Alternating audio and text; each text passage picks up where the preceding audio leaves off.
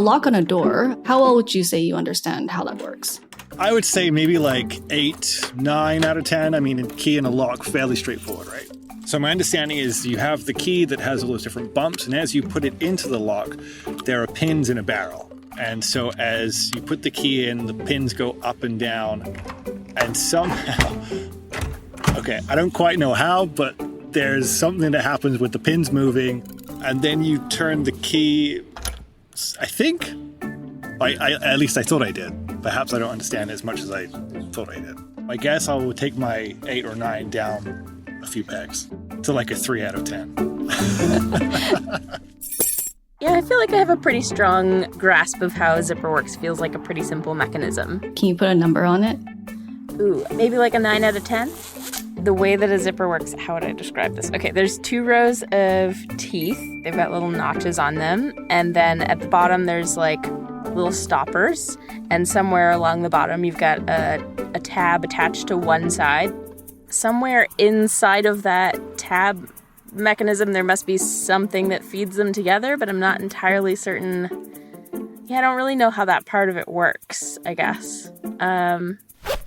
I guess I don't really understand it quite as well as I thought I did. Now I'm kind of embarrassed that I said 9 out of 10 because I don't actually feel like it's a 9 out of 10. Probably more like a 4.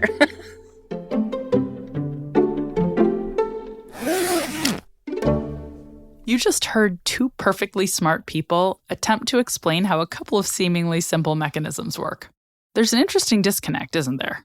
Between how well they think they understand how a lock or zipper works before they've actually talked it through, and how well they realize they understand it after they've had to explain it. We're going to explore that imbalance in this episode and how it affects politics, relationships, and how we think of simple, everyday things.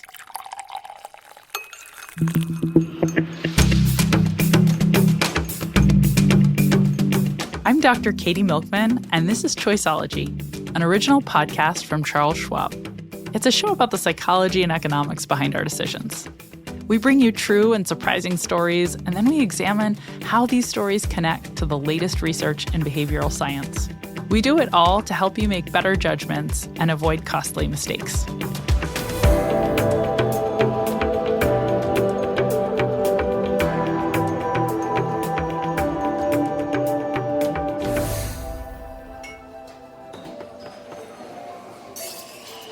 If my son had come and said, how does coffee get made? I would give him my view of the 3 or 4 steps that I thought it required. You grow the coffee, you ship it, then it goes to the coffee shop, they heat it up, and then they put water on it, and you've got coffee.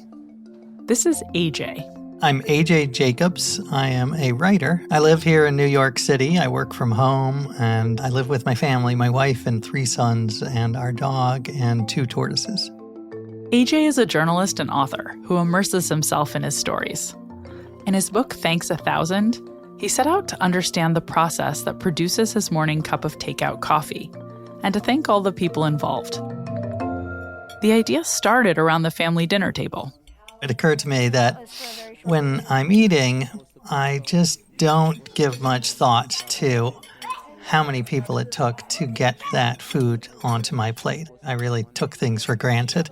So I thought it would be nice to start a little family ritual where before a meal, we could say something like, I'd like to thank the farmer for growing these tomatoes and the woman at the grocery store, the cashier, for checking them out. Just give a little more sense that these just didn't appear on our plates, that it took something to get there.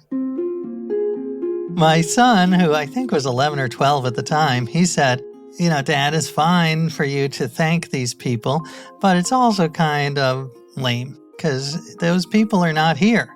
So if you really want to commit, then you should go out and thank them in person. I think he was kind of just giving me sass. I don't think he expected me to take him up on it. But I'm a writer who specializes in doing these life experiments, and I thought this could make a very interesting book. AJ decided he would home in on one aspect of his morning meal. My kids wanted me to focus on marshmallows or candy of some sort. But I went with my own addiction, which is coffee, to see how my coffee is actually made. I thought it would be a good amount of work, but relatively straightforward, relatively simple. How complicated could it be? It was just a cup of coffee. As AJ said at the beginning, someone grows the coffee, they ship it to your coffee shop, the barista brews it, and voila, you've got your morning brew. He set out to trace the path that his coffee takes to get to him, starting in his local coffee shop. He assumed it would be simple. So I started out with the barista who works at my local coffee shop, Joe Coffee, here on the Upper West Side of New York. I thanked her for my cup of coffee, and she thanked me for thanking her. I asked her, who could she not do her job with? And she gave me a list of people, and part of it was the beans. Of course, you can't make coffee without the beans. One of the people that my barista led me to was this guy who buys the coffee. He goes around the world tasting coffee and saying, these are the 30 that we should serve. And I said, well, what happens before you get the coffee? And he said, well, they have to be roasted. Roasting coffee beans. You probably have a good idea of how that's done. Or do you? Let's revisit one of the volunteers from our earlier survey. How well do you understand how coffee beans are roasted? 10 out of 10. Very simple, I think. Okay, great. Can you explain it? You will dry them out like in the sun or in some kind of facility, and then you roast them. Or I guess you wouldn't dry them out if you roasted them. So you'd roast them in the oven, and then they wouldn't need to be dried. Okay. Can you tell me about the steps in roasting coffee beans? I believe it's a big oven, and you can have them twice roasted, 3 times roasted. I think that's the thing where you can have them multiple. Although you don't want to burn them. I know it's important not to burn coffee beans because that can ruin the flavor. I think that's how it all goes together, but now I'm kind of second guessing anything I thought I knew about them. So now, if you had to rank your understanding, what would you say? What did I say before? 10 out of 10? Yeah. I'm very skeptical of what I've told you now, so probably a 5 out of 10. Okay, now back to AJ and what he discovered about the process of roasting coffee beans. The roastery was in this huge warehouse-type building, and it was very loud and very hot. These roasters, they're not small. They have a huge drum. It's the size of one of those inflatable pools that you put on your lawn for your kids. And the machines are enormous. They look like if a pizza oven and a clothes dryer had a baby. That's what it would look like. And there was so many gadgets. There was all of these electronic beeps, and they were keeping track of the moisture and the chemistry of the bean. It felt like a hospital room in a sense, a very good smelling hospital room, because there were all these charts and graphs. He tried to explain to me, and I understood about 20% of it. You have to have rigorous training to become one of these roasters because it takes skill. It all depends on the temperature and the speed at which it achieves that temperature and 8 other variables that I am forgetting or never knew. Clearly, there's much more to the story of how coffee gets from the plantation to your cup. Another area where AJ underestimated his own understanding was around the plastic lid that covers a takeout coffee cup. I thought, well, there can't be much complexity in this. Like the coffee lid. How complex can that be? It's a piece of plastic, you put it over the cup. But I interviewed the man who designed the lid for the coffee cup that I use at my cafe, and he had me on the phone for 2 hours. He was so passionate. He could have gone for like 8 or 10 hours. I couldn't believe the amount of thought, creativity even, and passion that went into this coffee lid.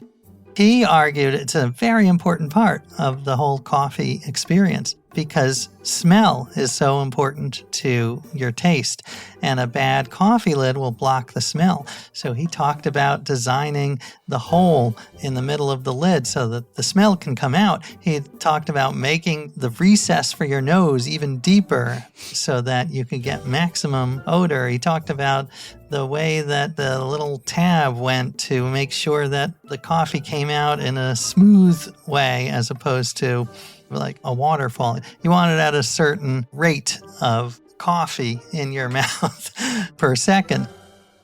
Of course, coffee is a drink, and that means that water is an important ingredient. So the guy who buys the coffee expert told me that coffee is mostly water. It's only 1.2% of the little powder from the coffee beans, and 98.8% is water. But even here, AJ thought he had a better understanding than he actually did. I just turn on the tap and I'm like, look at that, I got water. And I knew vaguely that it was in a reservoir in upstate New York and that some pipes went down. But I had no idea how complicated it is to get a glass of drinkable water.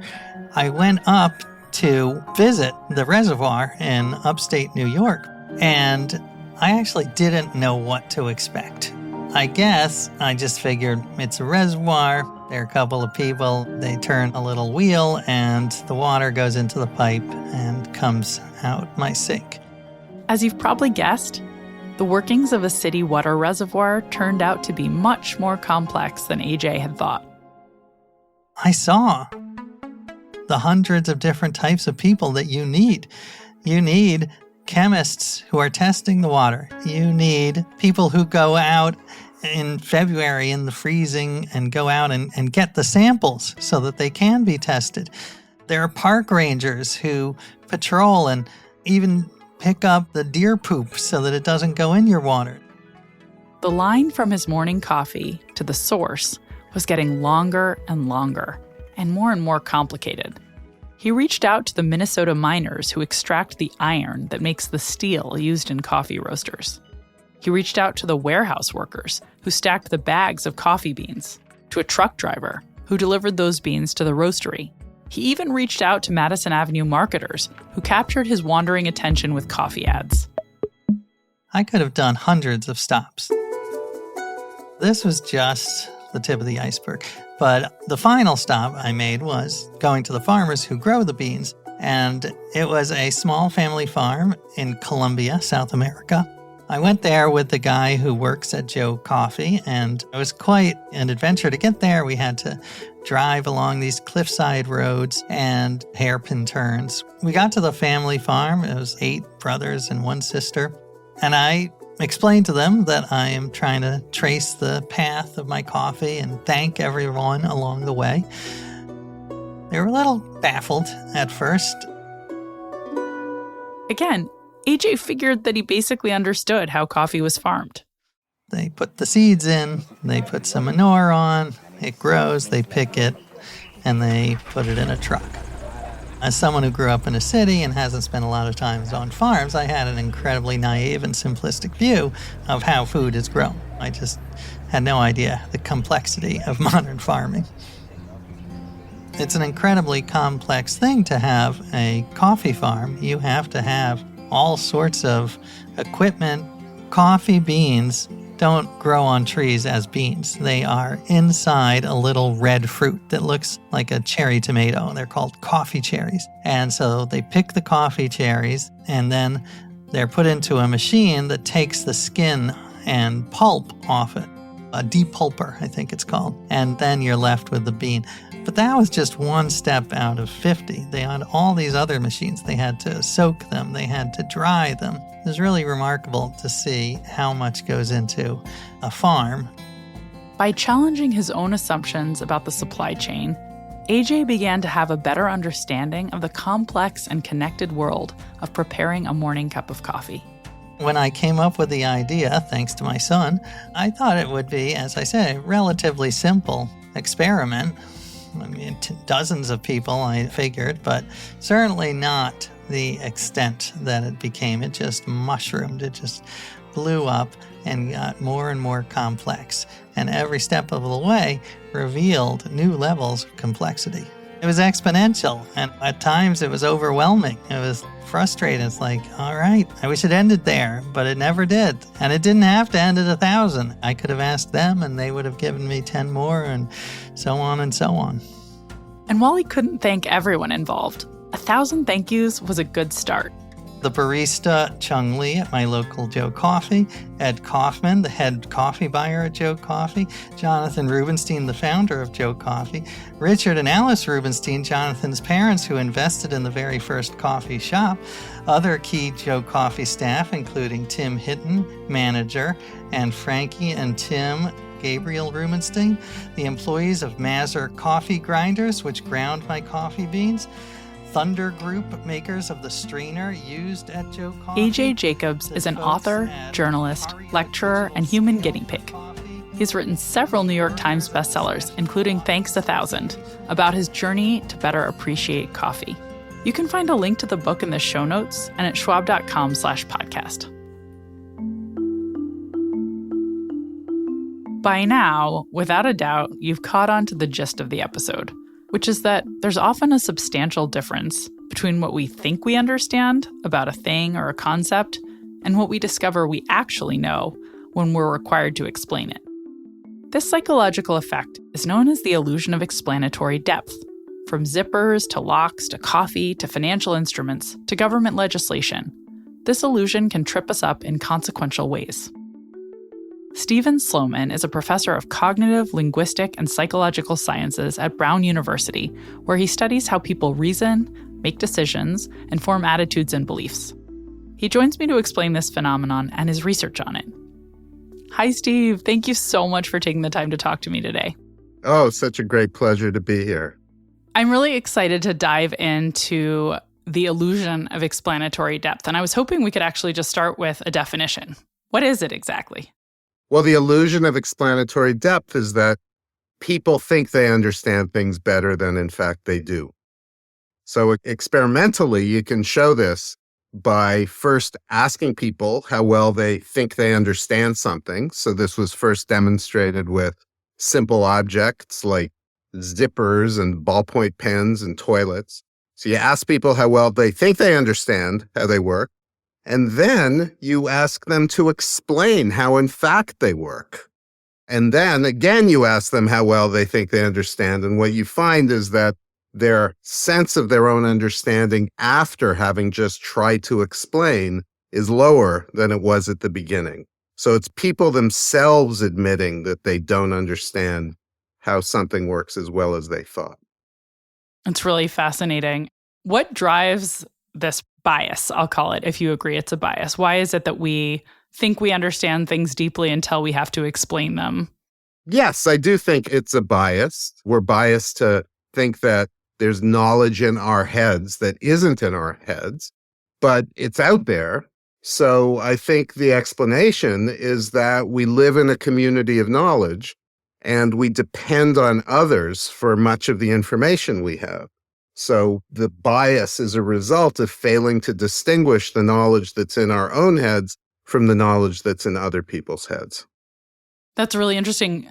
Do you have a sense of why it is that I can't distinguish what's in my head from what's in other people's head? That is, I, as an expert on decision making, I think I do actually have a decent handle on at least a few things in that decision-making literature. Why is it that I would think I have a handle on ballpoint pens and how they work or how my toilet works and not recognize the distinction? Well, I think that the distinction matters in our very specialized world today where we live on credentials and we are all evaluating each other all the time. But we evolved in an environment in which it just didn't matter whether the knowledge was in our own heads or the heads of our other tribe members, right? So I think the reason that we fail to make the distinction is because for most of the time, it's not an important distinction. That is, most of the time, we're collaborating with other people and depending on the knowledge that sits in our tribe. We're talking about the fact that when we make decisions, most decisions, when we're acting in the world, we're acting with other people. And so the phenomenon arises simply because we depend on those other people for our decisions and actions. What can we do to de-bias this illusion? I know you've done some work that shows there are strategies that can help reduce it.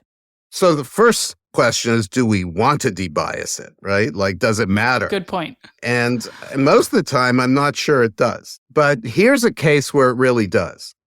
You find the illusion in the political domain as well, not just when we're talking about simple objects.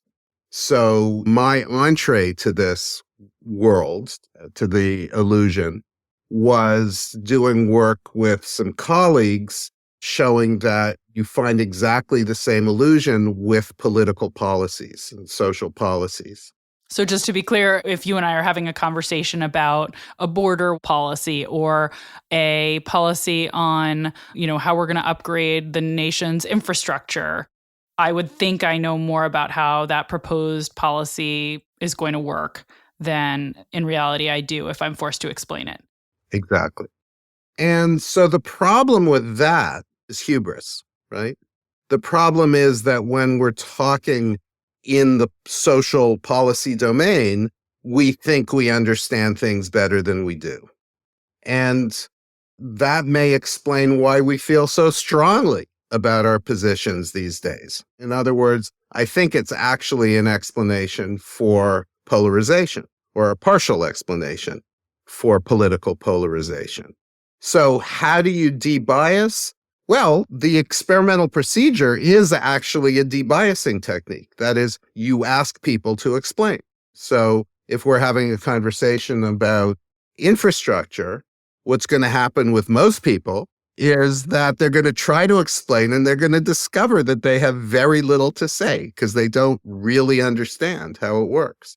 And so the debiasing, it's an interesting question where exactly the debiasing comes from. Why does the attempt to explain puncture our illusion of understanding? And my best guess is that the answer is that when you're asked to explain, you have to talk about something that is external to you. You're not talking about your opinion. You're not talking about why you have the position you have on this policy. Rather, you're talking about the policy itself and what its consequences in the world will be. And I believe that externalizing things sort of separates them from you. So you're thinking about them mechanistically, but you also don't have the same investment in being right. So I think it's a way to achieve compromise. Steve, you've talked a little bit about one context where the illusion of explanatory depth is important in the context of polarization. But I'm curious if you think there are other settings where this bias can be pernicious. Are there places outside of wanting to have a conversation where we can reach a middle ground where the illusion of explanatory depth is something that can lead us to make big mistakes? Oh, yeah, I think there are plenty of such contexts. I mean, any context in which there's the potential for conflict is one in which it's possible the potential for conflict arises because of hubris on the part of the people who are engaged. I hate to say this, but sometimes when I'm talking to my wife, I think I understand what we're talking about probably better than I do. And if I could come to a more accurate understanding of my own understanding of her intentions and of what caused the conflict, then I would probably be more forgiving, less sure of myself, and we could have a more productive conversation. I think this is true in many businesses, many committee meetings, many faculty meetings, right? One of the basic facts about people is that we are hard to persuade, right? We take our positions and we take them strongly and we tend to be intransigent. So I think that lowering the temperature in general is a good thing. And in particular, I think that thinking about things mechanistically rather than thinking about our values kind of takes us out of the picture. We become less egocentric and can have more productive conversations. Could you walk us through one of your studies on how talking people through what they really understand or having people work through their actual understanding can reduce polarization? Sure. So the procedure is largely what I described earlier with regard to objects. That is, you take some policy that you're thinking about. And so in our studies, one of the policy issues was whether or not there should be a flat tax on all Americans. And you ask people how well they understand the policy and what its implications would be. And generally people say, oh yeah, I understand it. On a 1 to 7 scale, they'll give a 4 or a 5 or something. And then you say, okay, now explain the policy in as much detail as you possibly can. And so people set off, and they very quickly come to the realization that they don't understand the policy enough to draw out implications, enough to explain how exactly it's going to manifest out in the real world. So then again, we ask them, now how well do you think you understand the policy? And their judgments are reliably lower. But the other thing we do is we say, has your attitude changed at all? That is, we ask them on a scale from I disagree completely with the policy to I agree completely with the policy, where they are. And we ask them that question both before and after trying to explain it. And what we find is that they are closer to the midpoint of the scale. That is, their judgments are more moderate. They're less extreme after having tried to explain than before having tried to explain. So in terms of policy polarization, that is, the extent to which the people that we're talking to are extremists on this policy, we've made them more moderate simply by asking them to explain. That's really interesting and really encouraging. I learned a lot from this conversation. Thank you so much for taking the time to talk to me today, Steve. I really appreciate it. Well, thanks for a set of really penetrating questions. It was a pleasure talking to you. Thanks, Katie.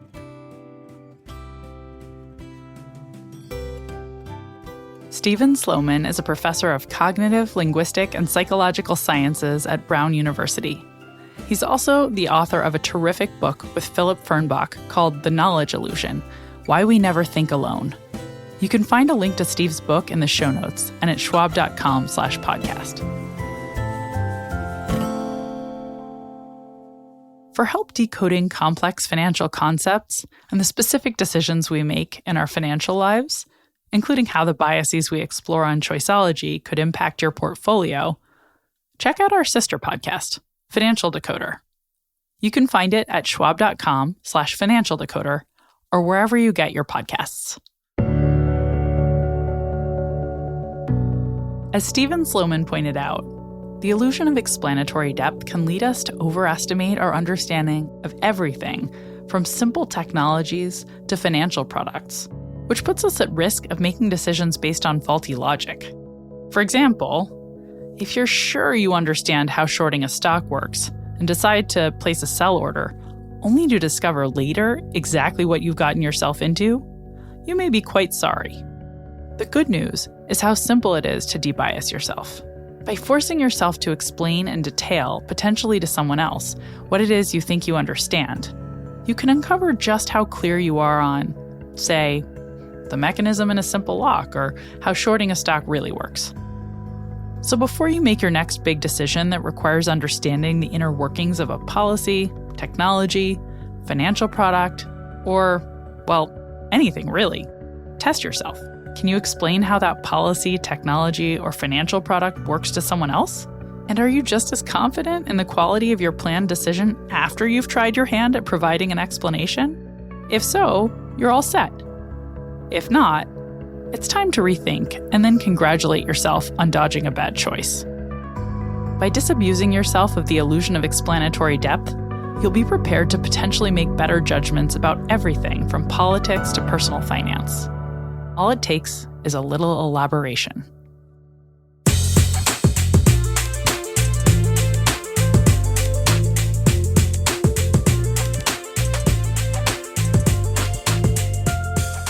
You've been listening to Choiceology, an original podcast from Charles Schwab. If you've enjoyed the show, we'd be really grateful if you'd leave us a review on Apple Podcasts, a rating on Spotify, or feedback wherever you listen. You can also follow us for free in your favorite podcasting app.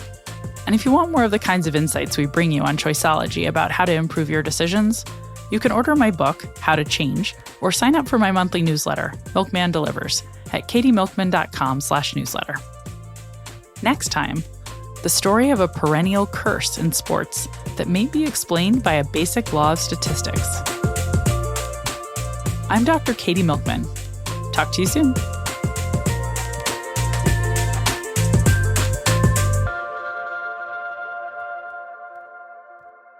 For important disclosures, see the show notes or visit schwab.com/podcast.